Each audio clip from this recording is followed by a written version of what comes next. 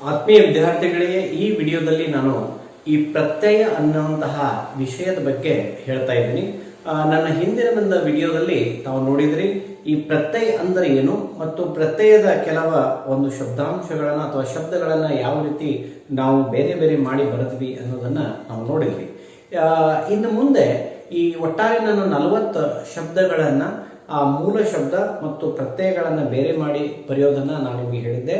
ಈಗ ಈ ವಿಡಿಯೋದಲ್ಲಿ 41ರಿಂದ ಈ ಮುಂದೆ ಬರುವಂತಹ ಶಬ್ದಗಳನ್ನ ನಾನೇನ್ ಮಾಡ್ತಾ ಇದ್ದೀನಿ ನಿಮ್ಮ ಮುಂದೆ ತರ್ತಾ ಇದ್ದೀನಿ. आत्मीय विद्यार्थियों, मेरे पिछले वीडियो में मैंने आपको बताया था कि प्रत्यय यानी क्या है और 1 से जो 40 तक के प्रत्यय है और मूल यानी एक शब्द है, उस शब्द में से किस प्रकार मूल शब्द और प्रत्यय को अलग करके लिखा जाता है, इसके बारे में मैंने समझाया था. इस वीडियो में 41 से और अंत तक के शब्दों के बारे में मैं आपको बताऊंगा.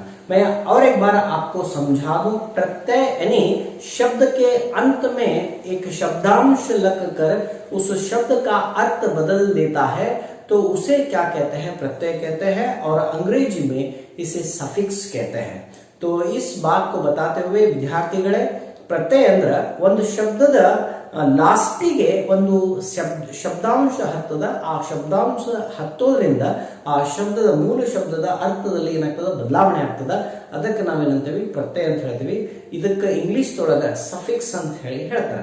ಈಗ ನಿಮ್ಮ ಮುಂದೆ 41ನೇ ಒಂದು ಶಬ್ದ ಏನದಲ್ಲ, ಈ ಶಬ್ದದಿಂದ ಮೂಲ ಶಬ್ದ ಮತ್ತು ಪ್ರತ್ಯಯವನ್ನ ಬೇರೆ ಮಾಡಿ ಬರೆಯೋದ್ರ ಬಗ್ಗೆ ನಾನು ಹೇಳ್ತಾ ಇದ್ದೀನಿ. ಇನ್ನ 41ನೇದು 41वां अवसरवादी. अवसरवादी, अवसर प्लस वादी, अवसर प्लस वादी. और उसके बाद 42 42 किताबें. किताबें, किताब प्लस ए, किताबें बहुवचन बनाने के लिए. तो यह शब्दांश किस प्रकार उपयोगी है देखिए. किताब प्लस ए, किताबें. 43वां 43नेದು स्थापित.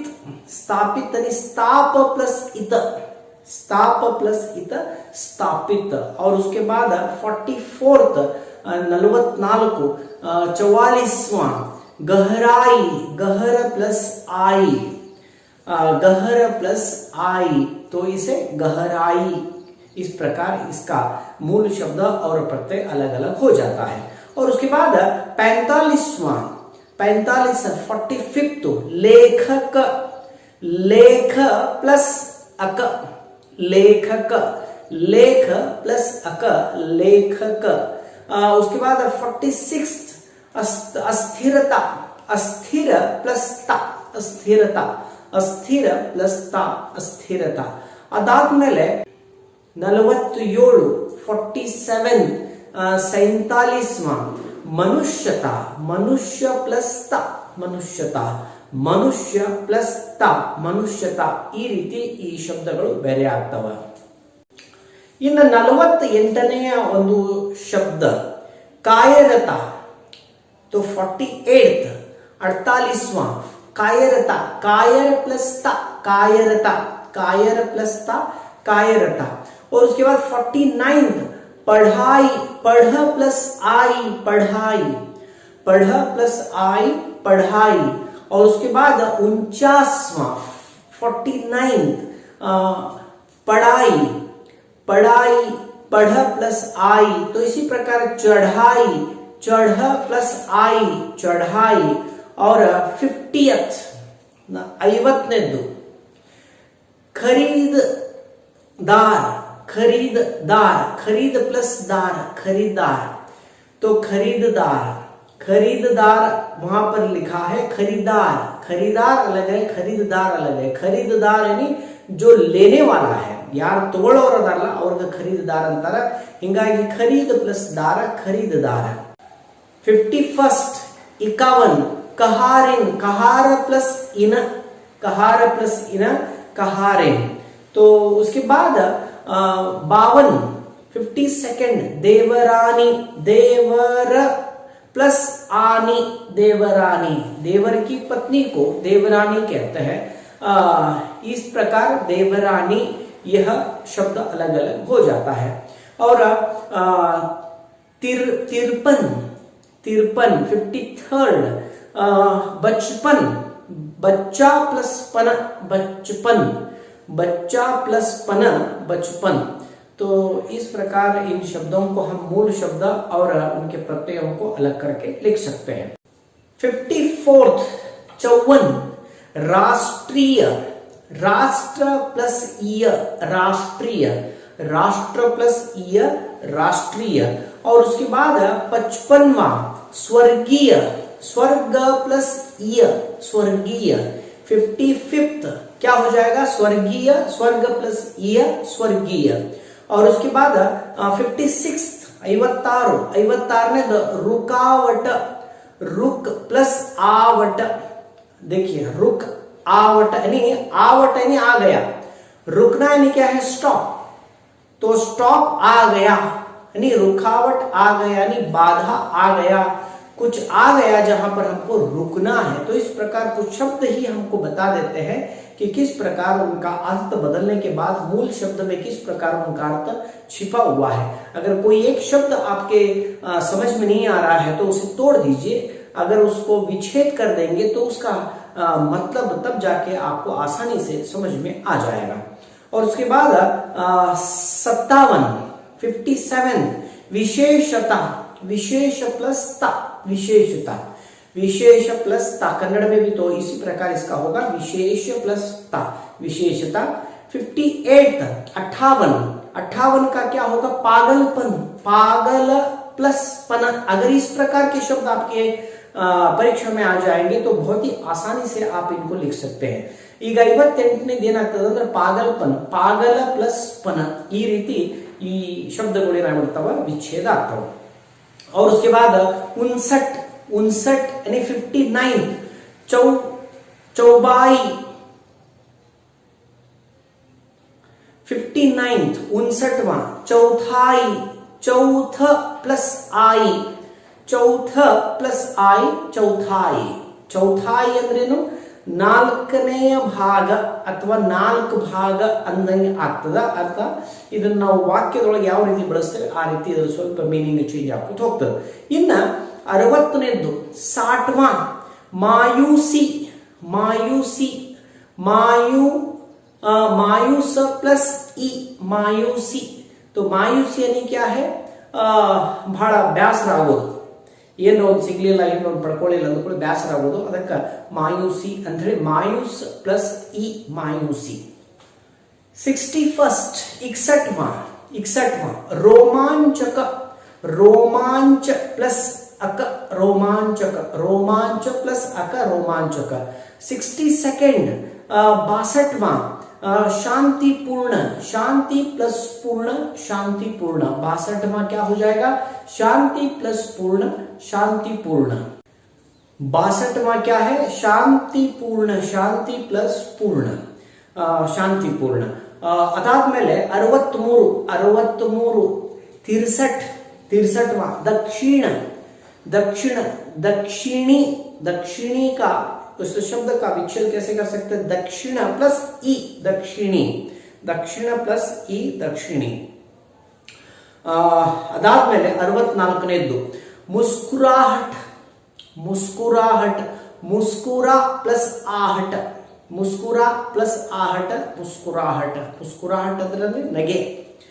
ಅದಾದ್ಮೇಲೆ 65 लालची, लालच प्लस ई लालची, लालच प्लस ई लालची। इन 66 कवित्व, कवि प्लस त्व कवित्व, कवित्व ಇದರ ಒಂದು ವಿಚ್ಛೇದ ಹೆಂಗಾಗ್ತದೆ, ಕವಿ ಪ್ಲಸ್ ತ್ವ ಕವಿತ್ವ। 67वां 67 पौराणिक, पुराण प्लस इक पौराणिक। 67ನೇದು ಯಾವ ರೀತಿ ಆಗ್ತದೆ, पुराण प्लस इक पौराणिक। 68 समझदारी, समझ प्लस दारी समझदारी, समझ प्लस दारी समझदारी। 69 69 सामाजिक, समाज प्लस इक सामाजिक, समाज प्लस इक सामाजिक। और उसके बाद 70 70ನೇದು कुटीलता, कुटील प्लस ता कुटीलता, कुटील प्लस ता कुटीलता। उसके बाद 71 71 ಪ್ರಕಾಶಿತ, ಪ್ರಕಾಶ ಪ್ಲಸ್ ಇತ, ಪ್ರಕಾಶಿತ, ಪ್ರಕಾಶ ಪ್ಲಸ್ ಇತ, ಪ್ರಕಾಶಿತ. ಅದಾದ್ಮೇಲೆ 72 ಅಂದ್ರೆ 72ನೇದ್ದು 72 ಪಾಶ್ವಿಕತ, ಪಾಶ್ವಿಕ ಪ್ಲಸ್ ತ, ಪಾಶ್ವಿಕತ. ನಾವು ಕನ್ನಡದಲ್ಲಿ ಹೇಳ್ತೀವಿ, ಸಂಸ್ಕೃತ ಮೂಲ ಶಬ್ದ ಇದು. ಪಾಶ್ವಿಕತ ಅಂದ್ರೆ ಪಶುವತೆ ಇರುವಂತಹ ವ್ಯವಹಾರ, पाश्विकता, पाश्विक प्लस ता, पाश्विकता.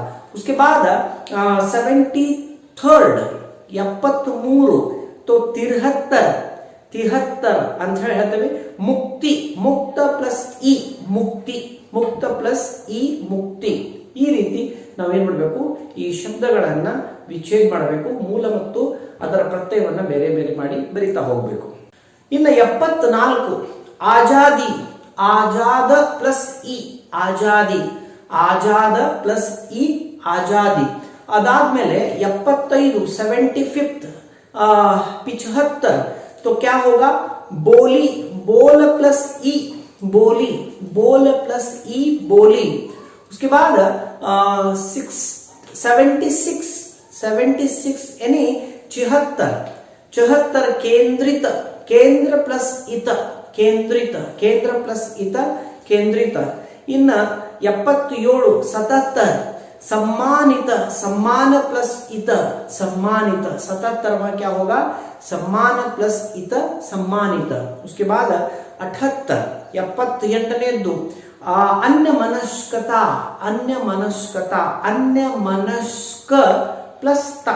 ನೋಡಿ ಇದರೊಳಗೆ ಎಷ್ಟು ಶಬ್ದ ಅದ. ಅನ್ಯ ಅನ್ನೋದು ಬೇರೆ, ಮನಸ್ಕ ಅನ್ನೋದು ಬೇರೆ, ತ ಅನ್ನೋದು ಈ ಪ್ರತ್ಯಯ. ಈ ರೀತಿ ಬೇರೆ ಬೇರೆ ಇದಾವ. ಆದ್ರೆ ನಮಗೆ ಎರಡೇ ಶಬ್ದವನ್ನ ಮಾಡಬೇಕಾಗೈತಿ, ಒಂದು ಮೂಲ ಶಬ್ದ, ಇನ್ನೊಂದು ಪ್ರತ್ಯಯ.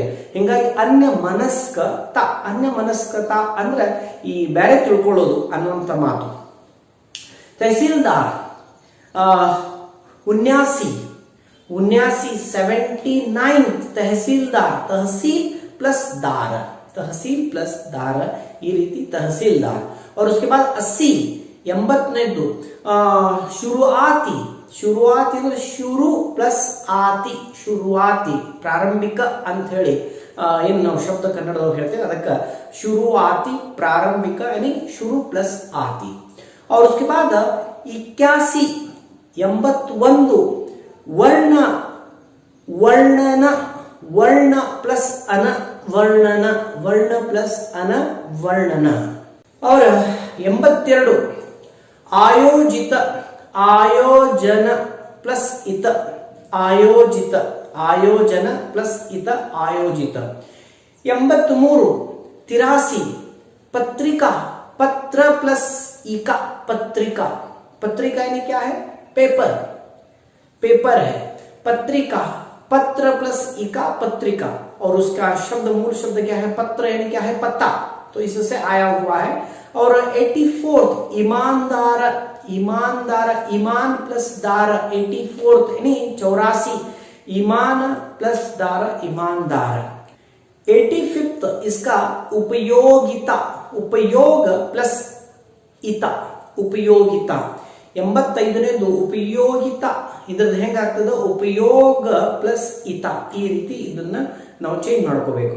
ಇನ್ನು 86ನೇದು ಕಹಾನಿಯ, 86 यानी 86 कहानिया, कहानी प्लस इया, कहानिया, कहानी प्लस इया, कहानिया. 87 इनो 87 87 का क्या होगा, चलना, चल प्लस ना, चलना, चल प्लस ना, चलना. और उसके बाद 88 88नेದ್ದು जुड़ाव, जुड़ प्लस आव, जुड़ प्लस आव, जुड़ाव. इस प्रकार हम इन शब्दों का क्या कर सकते हैं, मूल शब्द और उन प्रत्ययों को अलग करके लिख सकते हैं. मैंने पहले भी बताया था आपको, कन्नड़ में जिस प्रकार हम संधि का विच्छेद करते हैं, तो उसी प्रकार यहाँ पर प्रत्ययों को मूल यानी शब्दों में से प्रत्यय और मूल शब्द को अलग करके लिखना है.